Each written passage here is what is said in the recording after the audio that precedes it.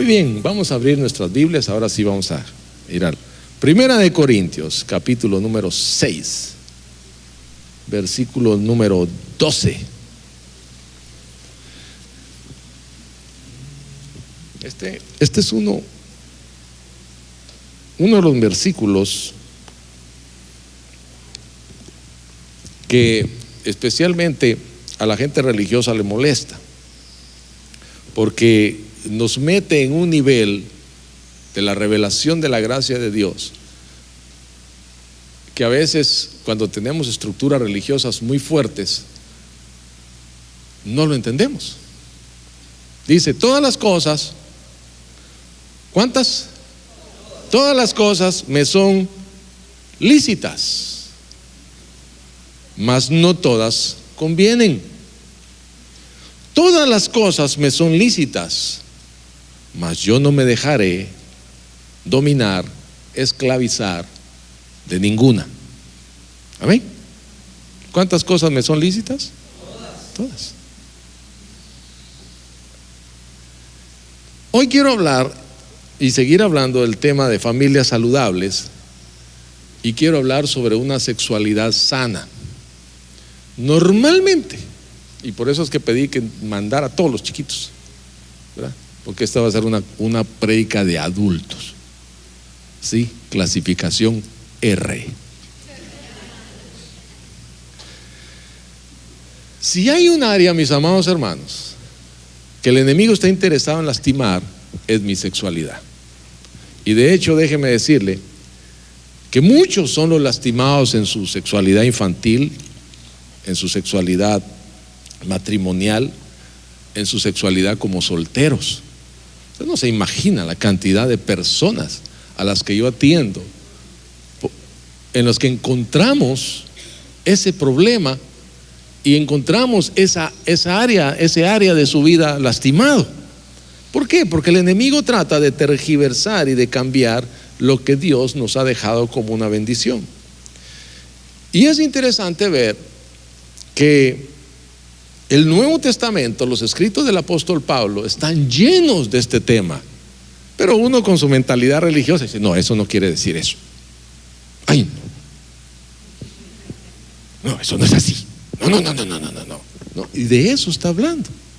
Pablo está hablando de sexualidad en temas que son de sexualidad. ¿Por qué? Porque Dios está interesado en que nosotros tengamos una sexualidad sana. El primer interesado es Él. Si Él nos hizo varón y hembra, dice. Y fíjese que nos hizo de tal manera que cuando nos unimos en matrimonio, encajamos. ¿No se ha dado cuenta? Encajamos. Mucha gente, y eso lo voy a decir más adelante, pero lo voy a decir ahora. Mucha gente piensa que cuando se casa dice, ay, encontré mi media naranja. Tú eres mitad de algo. ¿O eres completo? Todos somos completos, hermanos, no somos la mitad de nadie. Cuando nos unimos, nos convertimos en una sola carne, dice. Eso es lo que dice la palabra de Dios. Entonces, Dios quiere operar en nosotros una sexualidad sana, que sexualmente nosotros seamos sanos, seamos solteros o seamos casados. Y hay 4 modelos de funcionamiento de la sexualidad humana. El primero de ellos es la sexualidad dominada por el silencio. Por muchos años, los papás no nos hablaban de la sexualidad. Ay, eso no se habla. Eso no se habla. ¿Por qué? Porque teníamos una sexualidad dominada por el silencio. ¿Por qué la gente, cuando es abusada, violada sexualmente, nunca dice nada?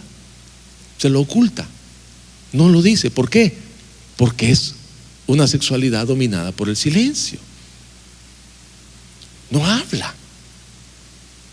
Durante años, hermanos, siglos, en la iglesia usted oye prédicas sobre el tabernáculo de Moisés, el rapto, Jeremías, Isaías, Job y el sufrimiento de Job, y una serie de interpretaciones, y cómo son los ojos del anticristo, y si son verdes, son azules o chocolates, y una serie de cosas, pero jamás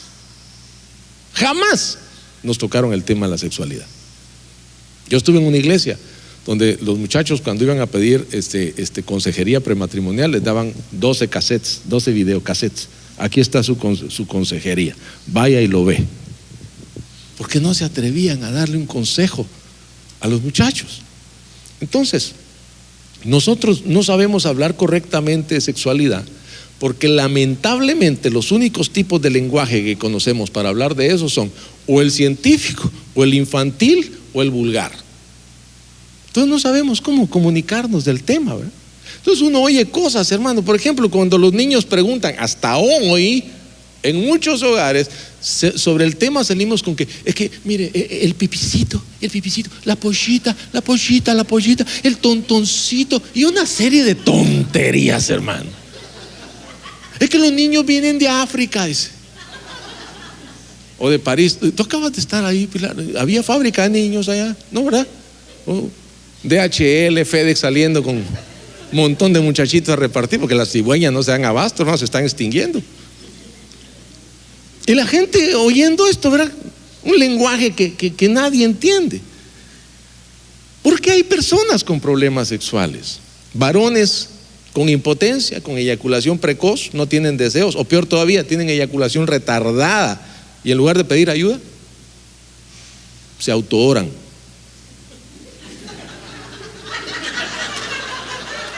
Se autorreprenden. Sal fuera. ¿Sí? En lugar de venir y buscar ayuda.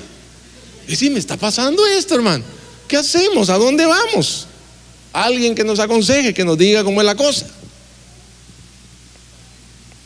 ¿Sí? Mujeres con problemas de frigidez en sus relaciones sexuales. Se ungen con aceite, se echan aceite. Este es el ayuno de Daniel, hermano. En el ayuno de Daniel sale todo eso. No, usted necesita consejo y salir del silencio en el que vive. Una sexualidad dominada por el silencio, hermano, no es una sexualidad normal, sana. La segunda cosa, la sexualidad dominada por la cultura.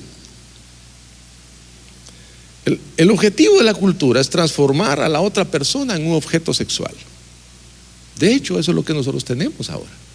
Déjeme contarle que el apóstol Pablo escribía y ministraba en medio de una cultura romana, griega y judía religiosa. Esta cultura romana, mire, yo estaba leyendo mucho sobre el Imperio Romano, porque se parece mucho al final de estos tiempos. Lo que Pablo estaba viviendo en el principio se parece mucho al final de estos tiempos. En la cultura romana, hermano, la prostitución y la homosexualidad eran cosas común y corriente, tan naturales como tener un contador o tener un médico. Eso era normal. Dice que en Roma habían 800 baños públicos y en todos ellos habían niños y prostitutas para prestar servicios sexuales. La pedofilia, eso era lo más normal, hermano. Era común ver hombres que tenían amantes niños. Las mujeres eran un objeto sexual. Las mujeres, decían ellos, están puestas para darle placer al hombre. Punto. El mismo poeta Horacio decía que él prefería a las prostitutas porque con ellas no tenía que estar trabajando para que se pusieran a tono. Él pagaba y punto. El gran Horacio. Los mismos Césares romanos, los emperadores romanos, todos eran unos perversos. De Julio César se decía que era el marido de todos los hombres y el hombre de todas las mujeres. Calígula tenía, y le estoy diciendo esto para que vea el contexto en el cual Pablo se estaba moviendo. No es diferente al que nosotros nos movemos hoy. Calígula tenía relaciones incestuosas con su hermana en público. Terrible. Ese era el mundo en el que él se estaba moviendo. La cultura griega, estos eran terribles, hermano. Para los griegos todos eran bisexuales. Si tú decías, no, yo solo para un lado, mi hermano. ¿Qué? Tú eres raro. Sí, los raros eran esos. Para ellos lo normal era echar para adelante y para atrás, o sea, lo que fuera. Era normal. Mucha gente pensaba o más bien en ese tiempo, los griegos pensaban que ser heterosexual, o sea, alguien que le gusta solo el sexo opuesto, era una persona rara, era hasta sospechosa. Y las mujeres eran objetos para tener hijos y para tener placer, nada más. Éfeso, una ciudad griega, tenía como patrona a Diana de los Efesios. El templo de Diana era un edificio que tenía una estatua de 5 pisos, que la veían desde los barcos. Cuando iban llegando se veía la estatua. Era una mujer cuyo torso estaba lleno de pechos, de senos. Entonces, cuando los hombres llegaban a Éfeso, lo primero que hacían al llegar a la ciudad era a presentarle ofrendas a Diana. En el templo de Diana habían 1000 prostitutas de tiempo completo para prestar sus servicios sexuales a todo el que trajera las ofrendas. Porque también Diana era la diosa de la fertilidad. Entonces, si ellos querían tener mucho fruto en sus negocios, en sus siembras y en eso, había que ir allá. Parte del rito era acostarse con una prostituta, una sacerdota prostituta. Ese era el ambientito en el que se movía Pablo. Uno a veces piensa que lo que nos ha tocado es mucho más que eso. No, mis amados, lo que estamos viviendo es solo la repetición. Como decía el Eclesiastés, lo que es, ya fue. Entonces, en ese contexto, Pablo escribía las cartas del Nuevo Testamento. Ahora, ¿cómo es hoy? Lo mismo. Somos bombardeados permanentemente con imágenes sexuales. Para vender una alfombra, para vender un tornillo, para vender un spray, para vender un pedazo de madera, para venderte un carro, para venderte un camión, para vender lo que sea. Una tipa encuerada. ¿Sí o no? Eso es. ¿Por qué? Porque la cultura nos está enviando un mensaje. A las mujeres es: tú eres un objeto sexual. Ese es el mensaje.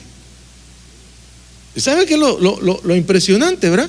Es que lo empezamos a ver y empezamos a oír atrás de ese constante o ese bombardeo de imágenes y de anuncios, porque es terrible lo que uno oye en los radios, los anuncios.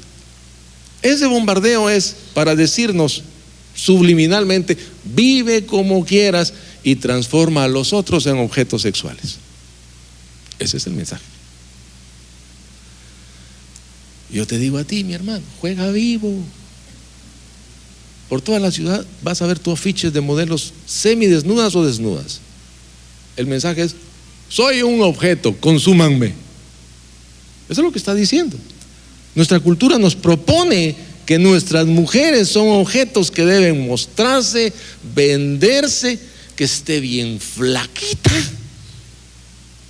¿verdad? Esté flaquita. Y dice: mira qué cuerpo. Les voy a contar un secreto. Todas las fotos que usted ve de muchachas, todas, absolutamente todas, están arregladas. Quítale de aquí, súbele de acá, ponle esto, levántale esto, póngale no sé qué, bórrale eso, mira, se le ve la celulitis, bórrasela, ponle otra cosa ahí encima. O sea, así es. Entonces, cuando usted ve estos modelos, usted va a entender por qué Cindy Crawford dijo una vez. ¿Saben quién es Cindy Crawford, verdad? Ya ella no modela, pero cuando era la super extra modelo del mundo, ella decía: a mí cómo me gustaría, dice, ser como la Cindy Crawford que aparece en los anuncios. Perfecta. Claro, porque en la mañana las ojeras, cosas caídas, celulitis, o sea, todo, ¿verdad? Todo está ahí, porque todo se arregla con Photoshop. Así de sencillo. Entonces, pero el mensaje nos está llegando, ¿verdad? El mensaje es: eres un objeto para ser consumido. Ahora, de los varones, ¿qué nos enseña la cultura? Que somos cazadores de objetos. Mi amado, escapa de este sistema. Y ahí andamos. Pasa una, pasa otra, y ya el cuello no se da, hermano, de tanto que quiere ver. ¿Por qué? Porque ya le dijeron que es cazador. Entonces sale a cazar. ¿Es así?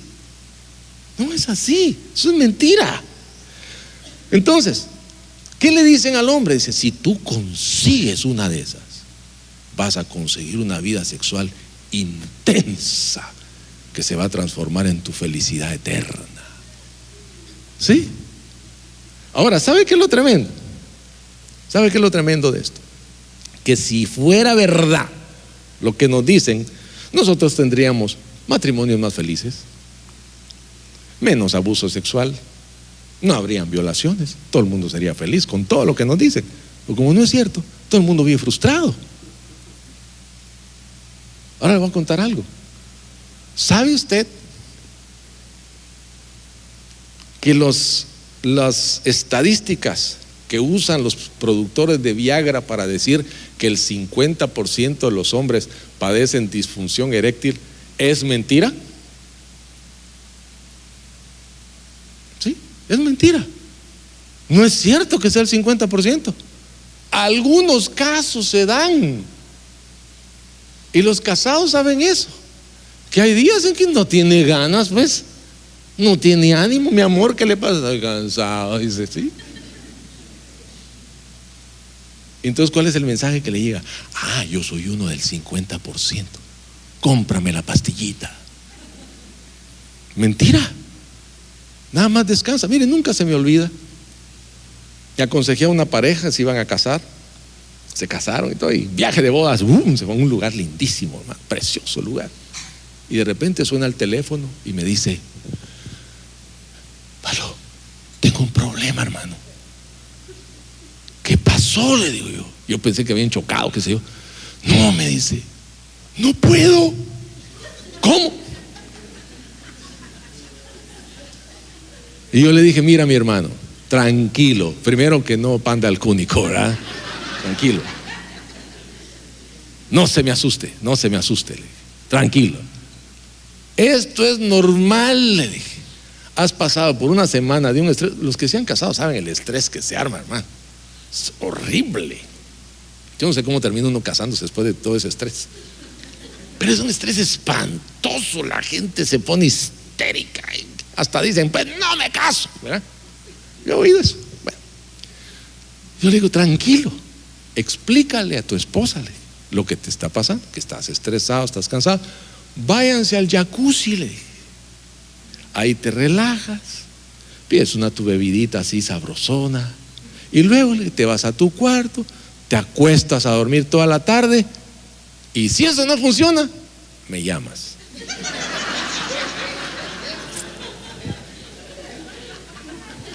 Han pasado 15 años, no he recibido la llamada.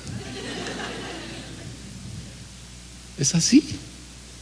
Ah, no, pero es que eres del 50%. Mentira, mis amados, no se crean ese cuento.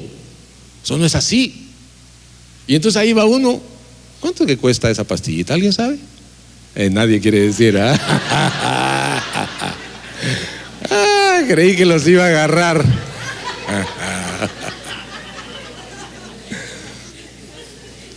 Dije: por docena. Así. Entonces, la cultura, ¿qué nos dice? Que tenemos que salir de cacería. Ese es el mensaje. Entonces tenemos un montón de gente lastimada en su área sexual. O si la sexualidad está dominada por el silencio, ¿qué es lo que te dice? Cállate, eso no se hable, no digas nada. Yo no tengo ningún problema, tú no hables. En lugar de ir y buscar ayuda. Así como hizo este muchacho, bueno, él quería resolver. Él dijo: no, yo vine el lunes de miel, yo vengo a lo que vengo. Y fue una bendición. Entonces, todos nosotros estamos oyendo cosas de la sexualidad dominada por la cultura. Tú eres macho, tú no puedes perder. El otro día un anuncio, hermano, me sorprendió. Toma la pastillita del amor, ese te la pone a 1000. Yo dije: ¿cómo? Yo no podía creer lo que estaba oyendo, hermano. ¿Y sabe qué es lo más tremendo? Que lo empieza a tomar un montón de gente que no lo necesita. Y después se encuentran con un problema serio, porque entonces ya no pueden hacer nada si no tienen la pastillita. Entonces, ¿qué? Se volvieron drogadictos del sexo. Necesitan un estimulante para poder, porque creyeron una mentira. Entonces, tercero, la sexualidad dominada por la religión. ¿Qué es lo que te dice la religión? Que el sexo es malo, asqueroso, sucio, inmundo, y debes portarte bien, porque si no Dios viene y con una tijerota te va a cortar, y mi hermano, eunuco para el cielo. ¿Sí? No haga eso, que lo va a castigar Dios. ¿Sí? Así es. Esto es la religión. De la religión aprendemos que el sexo es sucio. Ahora usted va a saber por qué. Mire, cuando Pablo empezó a escribir, había un grupo que se llamaban los gnósticos. Todavía hay de esos grupos por acá. Y ellos decían que el cuerpo era malo, que lo importante era lo interno. Ahora, ¿cuál era la razón por la que ellos decían que el cuerpo era malo? Porque decían que cuando Eva estaba en el Edén, tuvo relaciones sexuales con los demonios, entonces de ahí nació el cuerpo. Entonces el cuerpo era por naturaleza malo, y como en el cuerpo estaba el sexo, entonces el sexo era malo. Ahora, habían dos clases de gnósticos: los que decían que el cuerpo es malo y el espíritu bueno, y al cuerpo había que castigarlo, y le pegaban, así lo mantenían. Miraban a una mujer y se sentían atraídos, ahora cuero con él, y se daban, hermano. Pero habían otros, estos eran más vivos. Estos decían: el cuerpo es malo, el espíritu es bueno, entonces si me acuesto con quien sea, no importa, total el cuerpo no importa, lo importante es lo de adentro. ¿Verdad? Porque para todo hay gente, todo el mundo interpreta lo que quiere, ¿verdad? Luego vinieron los novacianos. Este fue otro grupo religioso que se levantó. Para ellos la abstinencia sexual era un estilo de vida superior. Decían: estar solteros y no ejercer la sexualidad nos va a permitir estar más cerca de Dios. Asómbrese, yo lo escuché un día en una reunión de pastores. Un pastor me dijo a mí que cuando él dejaba de tener relaciones sexuales con su esposa, entonces el domingo era una unción, hermano, poderosa. Yo le dije: alguien debe estar equivocado, porque a mí me pasa al revés.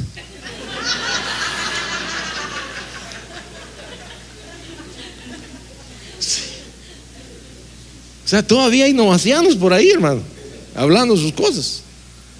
Ahora, aparecen entonces después los estoicos. Decían: lo importante es el espíritu y no el cuerpo, el sexo no es importante. Cuando ves a alguien que no le interesa el sexo, lo más seguro es que es descendiente de los estoicos. Sexo no, ese era su lema. Dice: yo tengo sexo, decían algunos de estos estoicos, cada vez que se muere un pastor. Entonces había gente orando: que se muere el pastor, que se muere el pastor, que se muere el pastor. Porque había cada cuando, hermano. Pero ¿cuál era la razón? Porque ellos pensaban así, porque decían que para ellos la razón era lo importante, que el sexo, eso era animal. Lo importante es entender la razón, desarrollar el pensamiento, educarse, estudiar. Entonces se apartaban. Luego apareció un tipo llamado Orígenes. Oiga, esto le va a dar risa, hermano, pero usted ve de dónde vienen las cosas. Y Orígenes encuentra el pasaje que dice: si tu mano derecha te es ocasión de caer, córtatela, porque mejor te es entramar en el cielo que con las dos manos en el infierno. Pero resulta que a él no lo tentó la mano derecha, a él lo tentó otra cosa.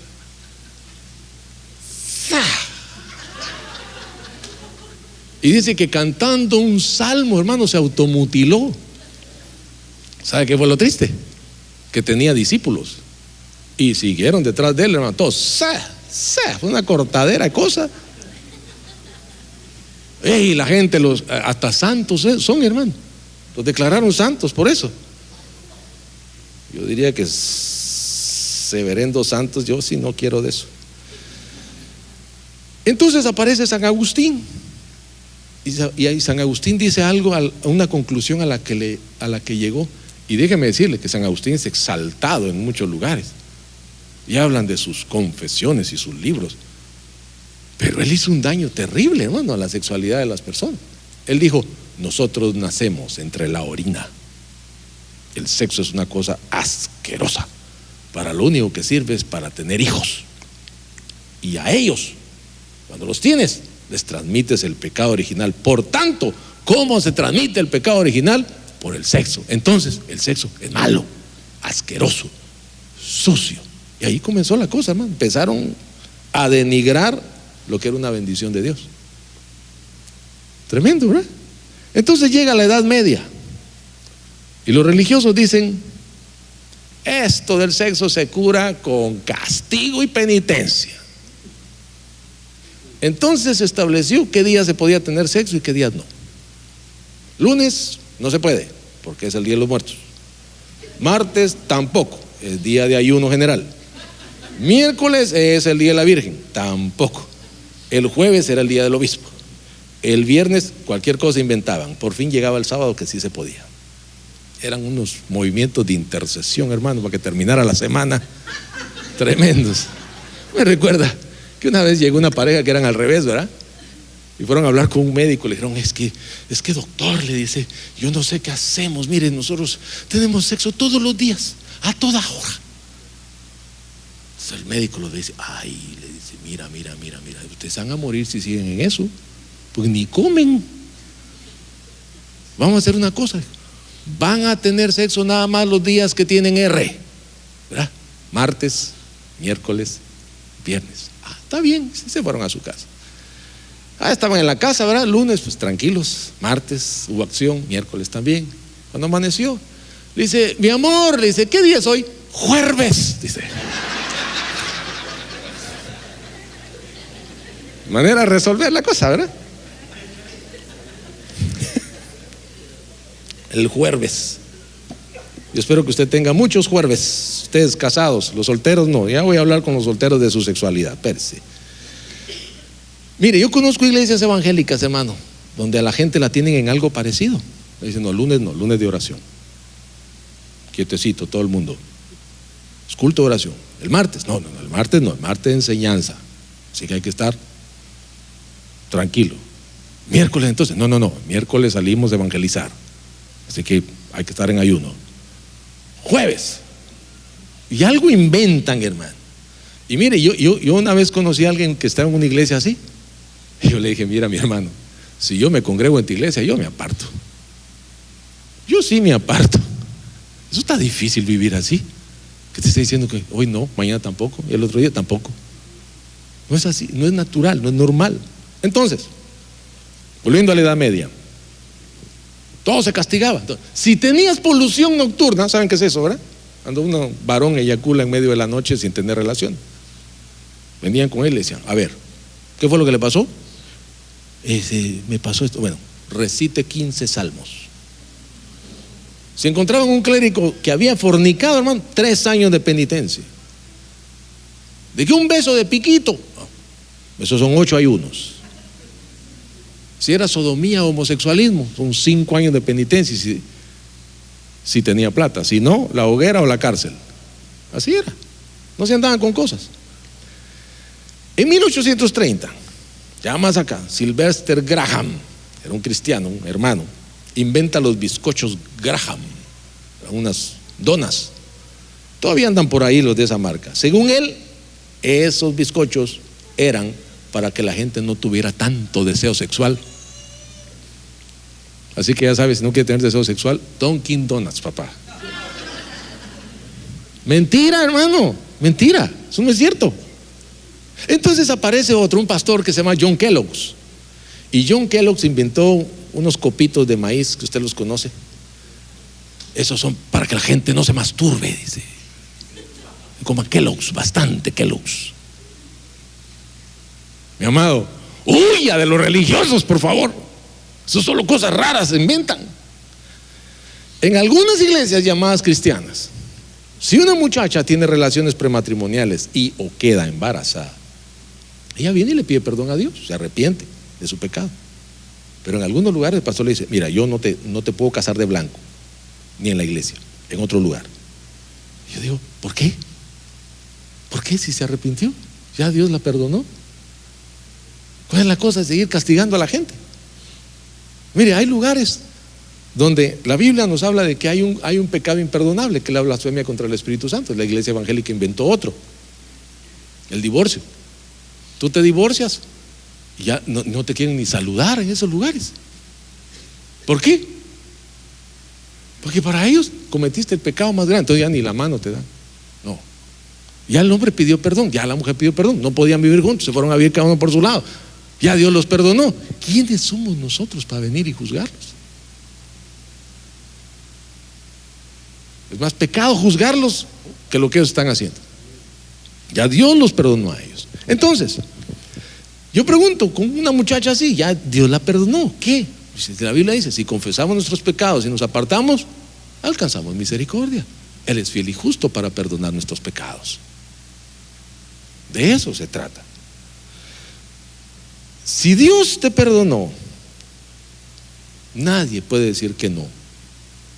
O sea, te lo van a decir, pues, pero eso no vale nada. Entonces viene esta muchacha y dice, sí, ya Dios me perdonó. Sí, pero nosotros no. Así que no. Tremendo, ¿verdad? Ahora, en algunas iglesias, cuando uno comete un pecado sexual, tiene que venir adelante en la iglesia y declararlo públicamente. Sí, señores, yo me acosté con Pepita. Entonces le preguntan, ¿y cuántos orgasmos tuvo usted? Dice, ¿yo o Pepita? No importa, los dos, a ver, nos interesa saber toda la información. Metidos, hermano. Quiere juzgar hasta qué estabas haciendo. Parece un chiste, pero es la verdad. Estamos en lugares, hermano, donde la gente pregunta unas cosas en lugar de enseñar. Tenemos que aprender a tener una vida sexual sana.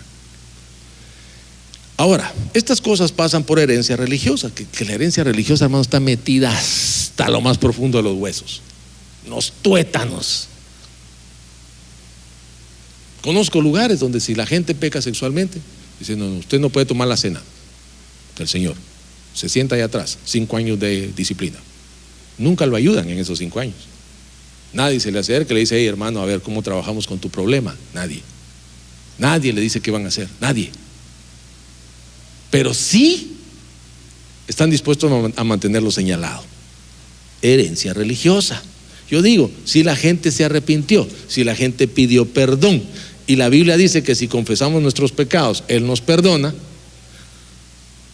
que en Cristo somos nuevas criaturas, que las cosas viejas pasan, que estamos en un proceso de transformación, que el que comenzó la buena obra en nosotros la va a perfeccionar. Dice todo eso. No, pero nosotros decimos, no. Ahora te voy a decir algo, la sexualidad dominada por la religión es la más perversa de todas. Es terrible, porque crea una malicia en la gente. Y te nombré ejemplos de la iglesia católica y de la iglesia evangélica, porque aquí no estamos para defender a nadie, aquí estamos para aprender conceptos. Amén. Eso es lo que queremos.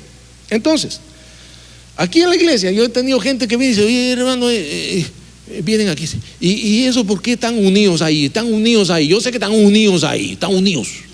¿Por qué? ¿Qué clase de iglesia es esta? Pues una que cree en el evangelio de Jesucristo, en que Dios perdona nuestros pecados y es capaz de restaurar nuestras cosas, y que nos ayuda y nos enseña a no meternos en la vida de otros. Sí. No, si va a aplaudir, aplauda con ganas, hombre.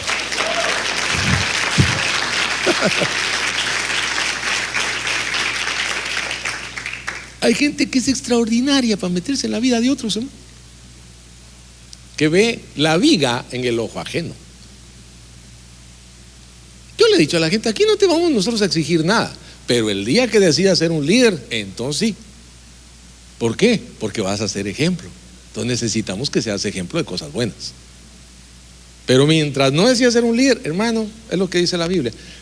¿Quieres vivir? Vive como se te dé la gana, pero toma las decisiones correctas, porque dice que todo te es lícito, pero no todo te conviene.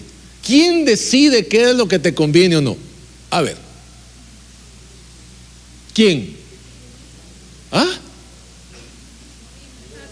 Yo mismo. Ni siquiera Dios. Ya Dios te dijo qué es lo bueno y lo malo. Entonces tú escoge qué es lo bueno para ti, y de entre lo bueno escoge lo mejor. Mire, hay cosas que uno ya sabe que son malas, hermano, ¿o no? Hay cosas que yo sé que son malas. ¿Por qué me siento mal cuando las hago? Porque sé que son malas. Sé que estoy desobedeciendo a Dios. Entonces, ¿qué me toca hacer? Dejar de hacerlas para obedecer a Dios. Sencillo. Ahora, usted va a ver por qué. Ahorita vamos a llegar a ese punto.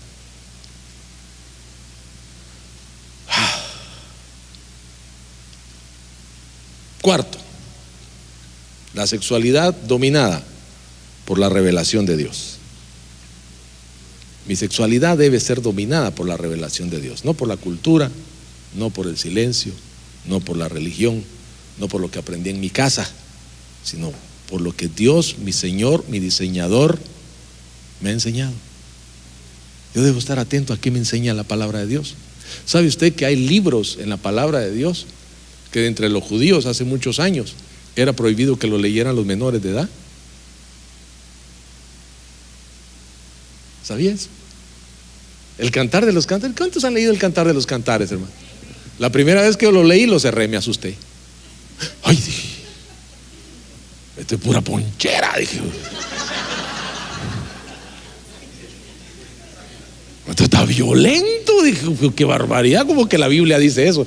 Porque el Señor está interesado en que nuestra sexualidad sea sana y que podamos hablar de esas cosas como debe ser. No de manera vulgar, no de manera infantil, y menos como científico. Primero porque no sabemos cómo se dicen muchas cosas, ¿verdad? A mí me encanta oír hablar a los médicos, cómo se entienden ellos entre ellos, ¿verdad? Para que tú no entiendas nada. No, lo que usted tiene es un no sé qué, una palabra como este largo. ¿Y eso qué será? Es un dolor de cabeza. Pero si se oye bonito, la factura se justifica. Perdonen los médicos, disculpen. Pero es que de verdad, así es. Entonces, vamos, nosotros somos gente dominada por la revelación. A mí no me interesa qué dijeron otros, hermano. A mí me interesa qué dice Dios. La verdad de Dios dice que la sexualidad es buena, es maravillosa, es agradable, es placentera, es hermosa, es un regalo de Dios para disfrutarlo plenamente. Amén. Para eso es. Es que yo no voy a la iglesia porque ahí le prohíben a uno todo. Que no le prohibimos nada a nadie.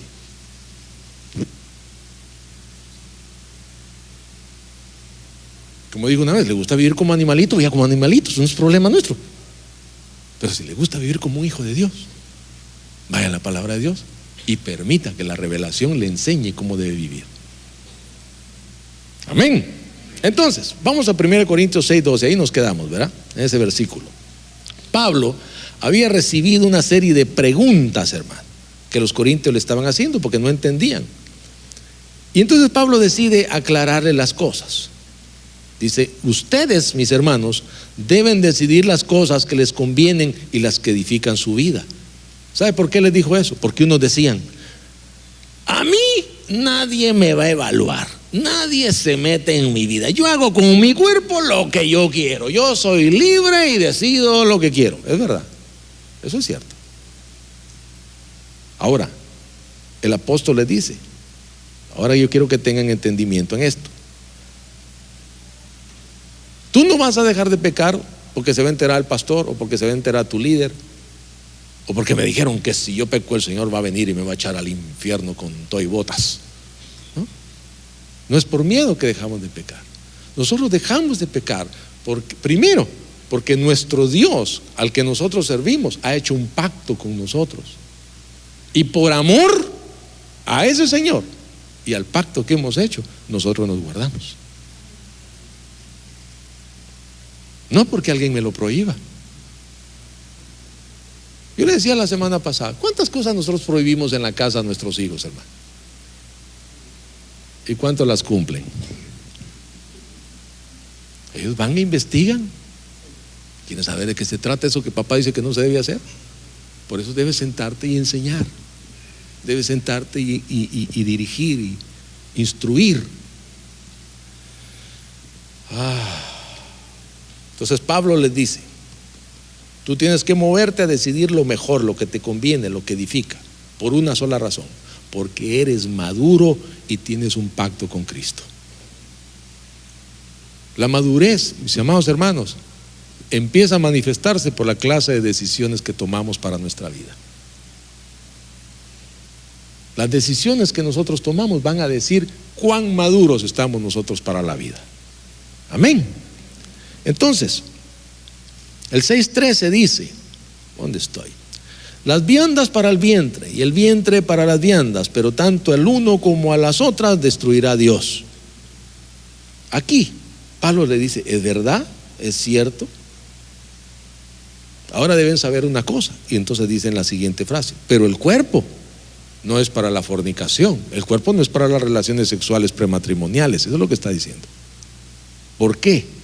Dice, el cuerpo es para el Señor y el Señor para el cuerpo. ¿Qué les está diciendo el apóstol? Les está diciendo, ustedes pueden decir que hacen con su cuerpo lo que quieran, yo les voy a informar para qué les dieron cuerpo. Dice, el cuerpo es para el Señor. Y es una decisión que tomamos nosotros. Y el Señor dice, es para el cuerpo. Fíjense que aquí hay una cosa interesantísima que Él les empieza a decir. Ellos decían, hago lo que quiero con mi cuerpo porque al final se lo van a comer los gusanos. Y Él le dice, no, les voy a decir 3 cositas importantes que ustedes deben conocer. 6:15 dice, ¿no saben ustedes que sus cuerpos son miembros de Cristo? Tu cuerpo es miembro de Cristo. Tu cuerpo es parte de Cristo. Tú eres parte de Cristo. Esto que tú tocas es parte de Cristo. O sea, ustedes no son absolutos propietarios de su cuerpo. Mis manos, mis pies, mis ojos, todo es del Señor. Todo mi cuerpo es del Señor. Y cuando hablo yo, habla el Señor. Cuando toco yo, toca el Señor. Lo que yo decreto, lo decreta el Señor. Yo debo saber eso. Entonces Pablo les está descubriendo las falsas ideas de la cultura y las está acomodando y las está poniendo en su lugar. En tu cuerpo habita el Señor, y donde va tu cuerpo, va el Espíritu de Dios. Tú eres propiedad de Dios. Eso es lo primero que les dice. El 16 dice, ¿no saben que el que se une con una ramera es un cuerpo con ella? Porque dice, los dos serán una sola carne. Entonces, cuando tú con tu cuerpo, miembro del cuerpo de Cristo, lo llevas a acostarse con una ramera, ¿qué estás haciendo? ¿Ves? Eso es lo que les está explicando Él y les está diciendo. Entonces, mi cuerpo es bueno, le dice, es el templo de Dios. Todo mi cuerpo, todo es santo. El cuerpo no es para la fornicación. El cuerpo es para Dios. Con cada, y aquí viene una cosa tremenda que ustedes deben saber, con cada relación sexual que tienes fuera del plan de Dios, te quedas ligado a esa persona. Ahí dice que se hace uno con ella, con la persona con la que se tuvo relaciones sexuales. ¿Saben por qué hay personas que no pueden ser fieles? Que les cuesta ser fieles, que están luchando y no pueden, porque tienen ataduras sexuales a las que no han renunciado. Un día tuvieron relaciones sexuales con otras personas fuera del plan de Dios y nunca han renunciado a eso. Tienen que romper con eso. Hoy tienen una esposa, un esposo, pero resulta que se sienten siempre atraídos hacia eso. ¿Por qué? Porque hay ataduras espirituales que los han retenido con aquellas personas.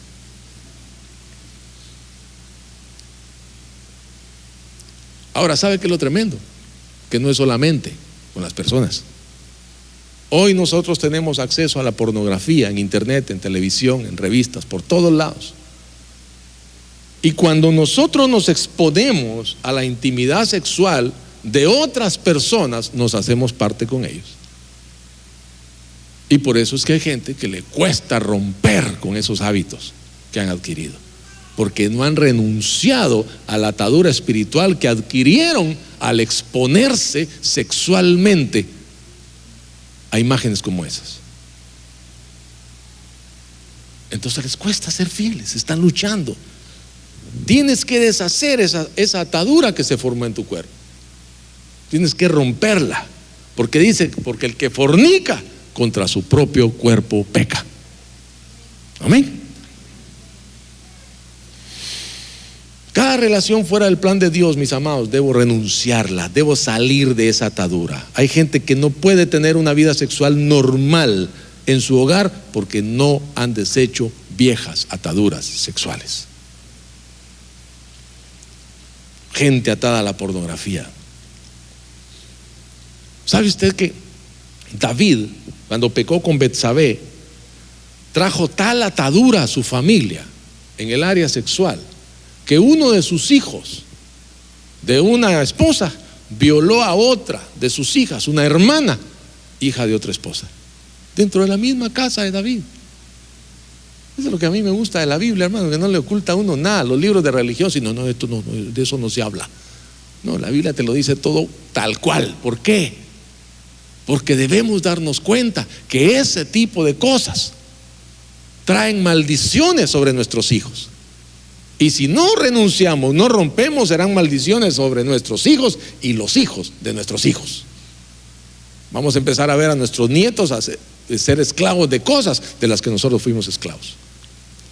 Pero cuando nosotros rompemos ataduras y peleamos y luchamos y vencemos, nuestros hijos y nuestros nietos no tendrán que luchar contra eso. Ellos tendrán sus propias luchas y sus propias victorias, pero ya no cosas que nosotros les heredamos. Por eso es que decía que Enoc, decía, fue perfecto en todas sus generaciones. ¿Por qué? Porque él había roto, hermanos, con toda clase de ataduras. Amén. Entonces, no he terminado aquí. Entonces Pablo dice, hemos hecho una ligadura con Cristo. ¿Cómo nos vamos a atar, a ligar con una prostituta? ¿Cómo? Si estamos ligados a Cristo. La vida sexual es importante para Dios. Y a nosotros nos toca honrar lo que Dios nos ha dado. No movidos por el silencio, no movidos por la cultura, no movidos por la culpa o el miedo que nos ha puesto la religión, sino movidos por la revelación del amor de Dios a nosotros, que Él quiere lo mejor para nosotros. Ahora, yo voy a cuidar mi cuerpo. ¿Sabe por qué? ¿Sabe qué fue lo que dijo Dios? Yo me voy a vivir al cuerpo de mis hijos. Eso fue lo que Él dijo. Voy a vivir en ellos. Y se vino y se acomodó y se sentó y está ahí sentado en nuestro corazón, gobernando si lo dejamos desde ahí. Entonces, nuestro cuerpo no es solo nuestro, es el templo de Dios, es el templo del Espíritu Santo, y como tal debemos tratarlo.